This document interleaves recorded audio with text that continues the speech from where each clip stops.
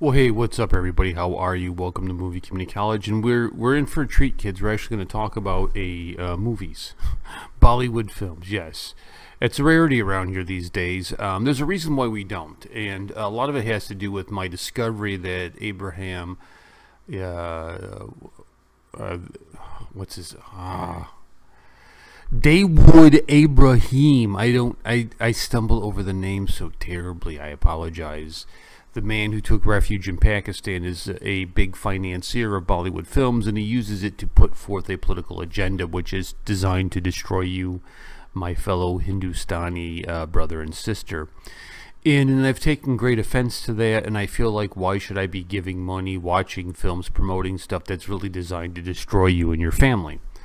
So I don't talk about it. However, we did have the case of Sanjat Singh and his suicide, and in about maybe about a month ago, I put up a poll in community asking, do you think there's a Bollywood cartel? And 10,000 of you, which is a lot for us, answered yes. And then this thing kind of happened with the suicide, right, from this great young actor, and and I've seen several of his films, and he was talented. He was definitely a talented young dude. And then I watched the interview with Kangana Ranaut, with Arnab Goswami, and I'm not going to react to that because it's an hour long, and I have a terrible time with copyright strikes with them. Terrible time. But I wanted to share you my opinion about what I've heard so far, and then I got a video to react to that's from Tried and Refused, and they do a bunch of Bollywood stuff, and he's got the real truth about the Ranaut interview. Now, one of the problems that I have watching that interview with her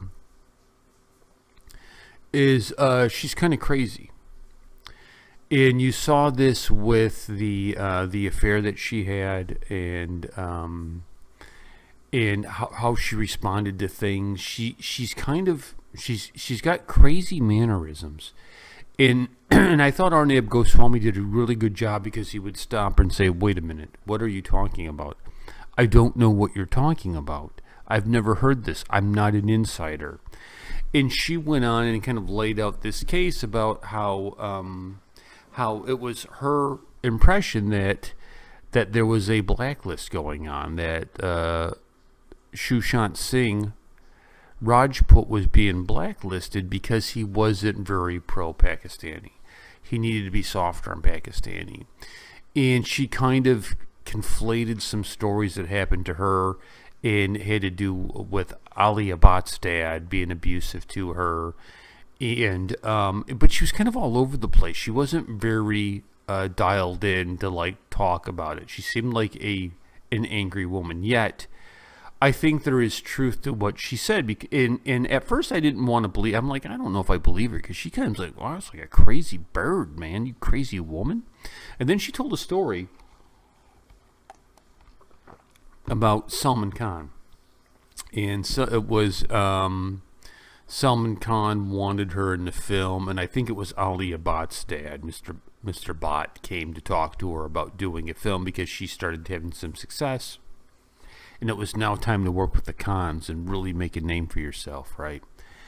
And she said, "No, thank you. I really don't want to do that. I'm going to do this little film here," because, she started talking about how she likes to take eccentric films and just stuff that's a little different, because it's her personality, which you can totally see. You can totally see in her film selection what she does, and so she turned down the film, and somebody brought it up in an interview later on, in a public interview. She said, "Yeah, they offered me the role to work with Salman Khan, and I turned it down. I'd rather do this." And I think she said, because she was all over the place, so I couldn't, I was getting confused because she was naming Yashi, and she was naming Bot, and going back and forth through all these people, that I wasn't really sure what the hell she was talking about. But I think she said Bot then flipped on her and said, "We're going to destroy you. How dare you embarrass me in public," and and all this stuff. And she was like like, he tried to hit her, and Alia Bhatt had to stop her dad, and just like this weird thing that came out. So the long way around the barn to answer the question is, I do believe that there is a Bollywood industry, obviously, and I do believe that there is a mafioso in the Bollywood industry, and I do believe that they have nefarious intents. I think Sushant Singh Rajput was targeted because he was a talented actor, but he did not want to play ball like the other Khans did, and so they were going to make him suffer. And I believe that. I believe that they blackballed him. I believe they put all kinds of pressure on him. She told a story about how he was going to be charged with rape on something, and he was like, I don't even know what you're talking about. And the question becomes, I believe all that happened. 100% I believe that happened. The question becomes, did he commit suicide, or did somebody murder him to make it look like a suicide? That becomes the question, right? And I would have said initially at first, I don't think so. I don't think anybody killed him. I think he just maybe committed suicide, right? He obviously.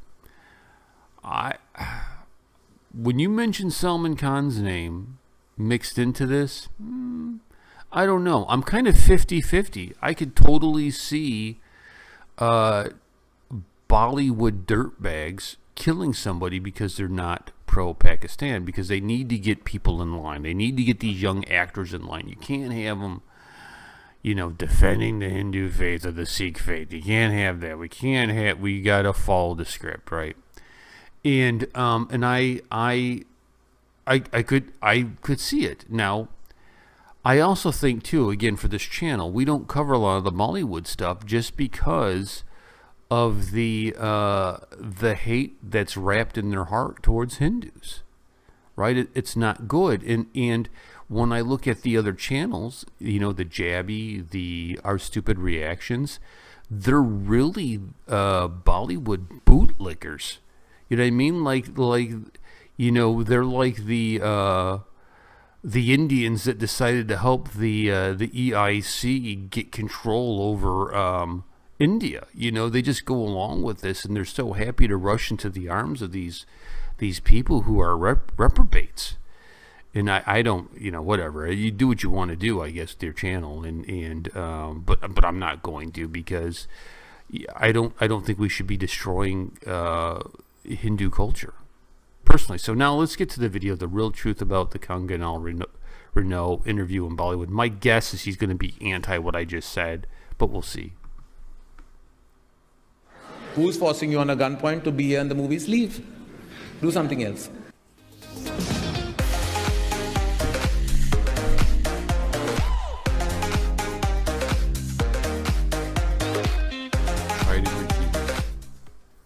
So recently, Kangana Ranaut gave an interview to Arnab Goswami on Republic TV. The interview was not restricted to talking about the issues revolving around the sudden demise of Sushant Singh Rajput, but moreover shed light on the archaic and restricted structure of the Hindi film industry. Where I support everything that Kangana represents as an artist, a person who has made a mark solely on her capability as an actor, her passion in interviews almost every time leads to several revelations and statements in a small period of time that requires some form of structure. Through this video, I just aim to present my points in reference to several statements made by the actress in the interview so that we can get some kind of cohesion with respect to several arguments regarding the problems in the entertainment industry. Number 1. The infamous LSE statement by Karan Johar. In 2016, Karan Johar released an autobiographical book titled An Unsuitable Boy, and while promoting the book, which covered his career from his first film, he sat for a promotional interview with Anupama Chopra at the London School of Economics. This was also the time where the infamous moment in Coffee with Karan took place, and Kangana called out Johar in reference to his favoritism and preference of giving roles to star children. Johar was fed up of the constant back and forth and said this. You cannot be this victim at every given point of time who has a sad story to tell about how you've been terrorized by the bad world of the industry. Leave it. Who's forcing you on a gunpoint to be here in the movies? Leave. Do something else. This, according to me, is the most ungracious statement from a person with so much influence in the film industry. It sets a horrible example and showcases a very dismissive attitude towards a working and successful actress. If people call out and criticize problematic advertisements or products being sold, a person in position of power having the opinion as if to get over it or take it or leave it, sets a horrible precedent of us not mending our ways or learning from mistakes. Acknowledgement of issues or problems is important, and a downright dismissal of an opinion as a victim card comes across as really cruel from an influential figure like Karan Johar. Number 2, the Gully Boy debate. Several times during the interview, Kangana Ranaut kept on calling out the mediocrity of a film like Gully Boy and how award shows are an absolute joke to award a small role like that of Alia Bhatt. I have to say that Kangana, like many sane celebrities, have called out the nature of award shows. Amir and Ajay Devgan feel similarly and therefore, just like her, never attend it. Award functions एक number के fraud हैं। जहाँ पे मुझे इज्जत नहीं मिलती और जहाँ पे मुझे लगता है कि मेरे दिल में मान नहीं है किसी संस्था के लिए, तो मैं वहाँ क्यों जाऊँ, ना अपना अपमान करने ना उनका अपमान करने। ये उस किस्म के अवार्ड्स नहीं है जिस पे हम सब जाके नाचते गाते हैं और जो टाइम पे पहुंच गया उसको अवार्ड दे दिया जाता है। These ceremonies literally make awards for celebrities who attend and perform at the function. I think we, as in like-minded individuals, are totally overthinking that they are credible in any form. Where Kangana really went for the jugular when it came to Alia and her role as Safina Yes, she winning did, the she award. did. She brought a great point, which was rightly pointed out by us in a previous video on Filmfare Awards as well, that how is it that Gully Boy literally won everything? Even worse, Ghar More Pardesiya wins Best Choreography over Ghungru and Jai Jai Shiv Shankar. Best Lyrics goes to Apna Time Aayega over Teri Mitti. I think even a better argument would have been to show how all debut awards are catered towards star children and rob deserving actors. Suraj Pancholi won over Vicky Kaushal. Ananya Pandey wins over Gitika Vidya Olan, who wasn't even nominated, by the way. Vishal Jetwa wins nothing. I think most actors are over having any hopes regarding the credibility of award shows. Number 3, giving break does not give freedom for bad behavior. Kangana Ranaut was launched by Mahesh Bhatt with films Yes, like she Gangster talked and about Wo this. Lamhe. Pooja Bhatt stated that Kangana should be grateful they launched her, which she graciously accepted in the interview. But when she further stated that she had said no to one of Mahesh Bhatt's scripts that dealt with the suicide bomber character, he was absolutely livid and at one point of time almost pounced at her and even threw footwear at her. If this is true, I have to state that it is completely unacceptable. Kangana is one of the few actors who actually provides these anecdotes in a public domain, and it genuinely makes you wonder about the horrifying stories of people crossing the line that no one knows about. Number 4, the star versus actor debate. Kangana brought up the point that many producers like Karan Johar and Aditya Chopra wanted Sushant's career to be doomed, which also brought up the debate about how tough it really is for outsiders to become stars. It's a known fact that star kids have their own clique and they have extremely close connections with the biggest producers, especially post the 2010s. One of the main reasons why Manoj Bajpayee, Nawazuddin Siddiqui and the late Irfan Khan have or had such a longevity in their careers was because they came to Mumbai to become actors, not stars. The industry is structured in such a restrictive clique manner that if you have aspirations to become a Shah Rukh Khan, to be watched and seen with a particular group, to be invited to a particular Diwali party, that it always leads to an uphill battle where results now or later are bound to disappoint you. This constant need to assimilate often makes you blend but takes away the individuality that you are known and celebrated for. Abhishek Kapoor, a director extremely close to Sushant, had stated that he got caught up in that race of wanting to be a star, of wanting to feel belonged, a race that never really has a destination, where actors like Manoj Bajpayee, K.K. Menon, Vijay Raz and Nawazuddin have created their own lane. There seems to be a comfort in the niche that they have created, and more power to them, as we will help such artists thrive in our own capacity. Number 5, clarification. Kangana brought up the fact that she's a producer and that she wants to talk to distributors and exhibitors and understand why a movie like Drive could not get a theatrical release, where rumors stated that it was because Sushant could not deliver or pull off a box office hit. Kangana she even said that, stating she that said she that. heard Sushant being called a flop actor. I think for any sane person who has seen Drive can come to the conclusion that it was a mess that could not be redeemed even by the biggest star. The reason for any producer to think 10 times times before a theatrical release for a movie like Drive, which was severely delayed, horribly edited, had the most incoherent script and an embarrassing VFX and CGI work, was because the product itself was horrible. I think the case of Karan Johar not releasing Drive in theaters had nothing to do with Sushant, but was actually because the film came out terribly in its final edit. Whosoever has seen it on Netflix can vouch for that as well. Number 7. Coffee with Karan. See, where a show like Coffee with Karan is frivolous and should not be taken seriously, as said by Ranveer Singh. Coffee with Karan time pass show है, उस पे बहुत बकवास बातें होती है, उसको seriously नहीं लेना चाहिए जितना कि आप ले रहे हैं. When a so-called frivolous talk show has severe ramifications regarding careers, then it's just not any ordinary talk show. When your living room gossip conversations get recorded, especially if you're a public figure, it becomes news, plain and simple. Just one clarification, Arnab kept on bringing Alia's name in the rapid fire in which an actor said Sushant who, but that was not Alia Bhatt, it was Sonam Kapoor. Irrespective, Ranbir Kapoor also stated that he had an issue with the show and the effects that it has in the form of several stories coming out. I was forced this season. I told him I don't want to come, and me and Anushka actually were going to protest and get the entire film industry together because to stop this, it's not fair because he's making money out of us. Yeah. We come and we get screwed through the year. I genuinely feel that the chapter has ended with Coffee with Karan and I don't think it will ever return. I genuinely feel it is better as the tongue-in-cheek humor has prolonged for quite some time and it creates more harm than contribute genuinely anything beneficial to society.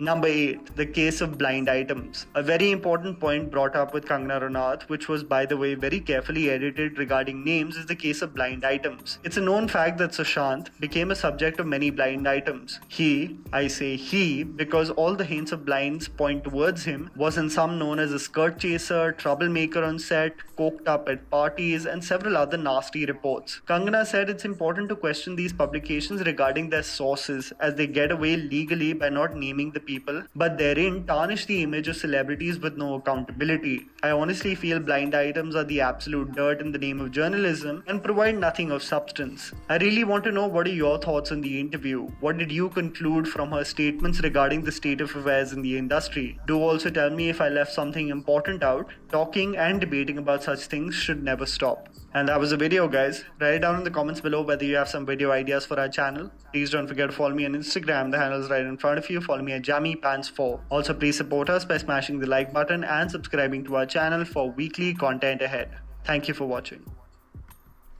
Wow, I didn't think he was going to take that road. I thought he was going to be anti everything I said. I thought Arnab Goswami did a great job in the interview getting Kangana focused, because she just would start throwing these things out left and right and you're like, what do you mean? I don't understand. And he did a good job slowing it down so you could kind of catch up with it. There are more and more of these interviews that are coming. I know I saw that Arnab was interviewing the girlfriend, and because she was told by her boyfriend, I don't want you in the industry, you need to get out of the industry. You know, the question then really becomes into this is there a rabbit hole here, and how far does it go? Well, I think there is a rabbit hole, and it could be worth looking into, because you may find a bunch of I don't know if you'll ever be able to prove that he was murdered, but I bet you find a whole lot of like illegal drug trade, prostitution, rape, conspiracy charges, treason. I bet you could come up with a whole bunch of stuff just digging into this. So what I would do is I would get somebody, like Raw, somebody who has that kind of background as an independent counsel, and put together a team and go and investigate this. And just follow the leads, baby. Follow the leads. Bollywood Gate, here we come, man. Because I'm sure you would pull out all kinds of stuff that you'd be like, what? He did what? He broke what law with Pakistan? What? And you would see people. They would have to put people in prison over it. They would. Anyways. Good video. Thanks for being patient, India. I know I get a lot of comments about why aren't you covering this. And I hope you enjoy it. We'll catch you later. Peace and much love. Well, thank you so much for watching. Please like and subscribe to the channel, and please check out our internet radio station, darkskyradio.com. Again, that's darkskyradio.com. We got great talk shows. We play some music. You will be thoroughly entertained. Peace and much love.